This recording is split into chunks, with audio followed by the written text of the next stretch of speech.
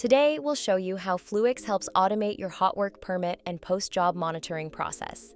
From technicians and safety inspectors to the fire watch team and finally supervisor sign-off, everything happens in just a few simple steps. Let's start with two key components built in Fluix: the hot work permit and post-job monitoring forms, created using the Form Builder, and a fully customizable multi-step workflow, built in the Workflow Builder. This workflow routes the forms to each responsible team member to complete their part, before moving to the supervisor for final sign-off. Once completed, all forms are automatically uploaded to your selected storage, keeping your records organized, secure, and easy to access. The process begins with the technician. They enter the project name, type of work, and location. These required fields ensure that the essential details are captured before the permit can move forward. Next, the form locks to prevent any further changes and moves to the safety inspector. They complete a rigorous 22-point checklist, verifying everything from active sprinklers to LODO procedures and combustible shielding.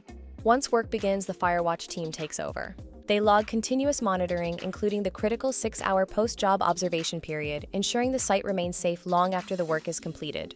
Finally, the supervisor performs the final review. They provide their name, date, and digital signature, officially closing the permit and confirming that all safety protocols have been met.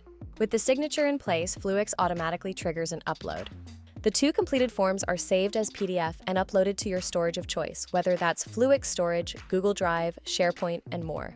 And that's it. That's how Fluix connects your entire hot work permit process while creating a complete audit trail, from technician to supervisor, in one smooth, automated, real-time workflow. To find out more, book your demo now at sales@fluix.io. Field work done right with Fluix.